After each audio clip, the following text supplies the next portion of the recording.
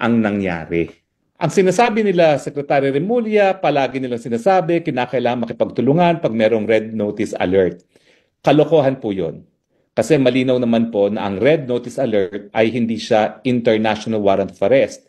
Yung pagpapatupad po ng red notice alert ay sang-ayon pa rin sa lokal na batas. Ang nakapagtataka, bagamat paulit-ulit nilang sinasabi na tayo ay susunod at makikipag-cooperate para ipatupad ang red notice alert, wala palang red alert notice. Ano naman ang pagkakaiba ng diffusion at saka yung red notice? Well, yung red notice kasi, Interpol mismo ang nag-i-issue niyan. Kung gets nyo? Ang diffusion, Pilipinas ang nag-issue na nakikiusap sa mga bansa, tulungan nyo kaming arestuhin si PRRD. Pero bakit mo gagamitin nga ang diffusion kung pag-aaresto sa Pilipinas mismo?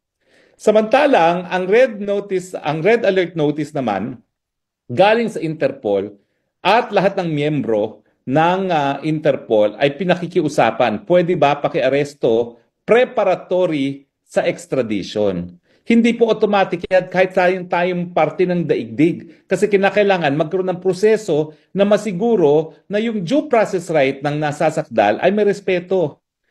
Kaya nga po, kapag ang proseso ay parang extradition, yung extradition hearing na yan ay para lang masigurado na yung due process right, yung karapatang madinig ng nasasakdal, kung meron na labag na karapatang pantao o kung ano man ang objection niya doon sa jurisdiction ng korteng liliti sa kanya, ay madesisyonan ng korte. Malinaw po. Pero walang nag-request na arestuhin ng presidente, yan ay decision lamang ng Pilipinas.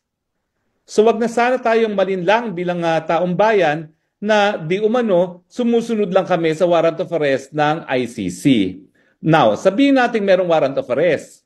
Hindi nga po automatic yung pagtutulungan ng mga bansa.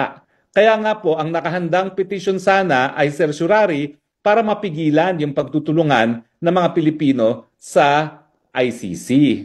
Pero sa punto pag-aresto po, wala pang kahit anong hiningi ang ICC.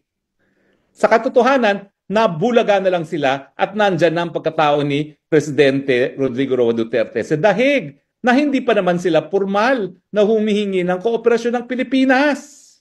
Ibig sabihin, binolunteer ng Pilipinas ang pagkatao ni Presidente Duterte, pero si Presidente Duterte hindi siya nag-voluntary surrender. Walang voluntary surrender. Kaya nga tinatawag natin, kidnapping ang nangyari.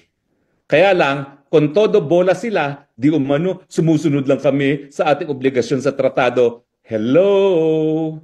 So ngayon, dahil hindi naman pala humingi ng tulong ang ICC, binolunteer ng Pilipinas ang pagkatao ni Presidente Duterte na malinaw naman sa mga video na bakit, ano kasalanan ko, bakit nyo ako inuhuli? Talagang malinaw po, kidnapping. Malinaw na malinaw pa sa sikat ng araw ang nangyari. Pero nakakatawa nga, yung diffusion notice dapat pinapadala sa iba't ibang bansa. Hindi mo dapat padala sa sarili mo. Dahil ang requesting party, Pilipinas, ang ginawa niya, pinadala niya sa sarili niya. Pinatupad niya yung sarili niyang request sa kanyang sarili.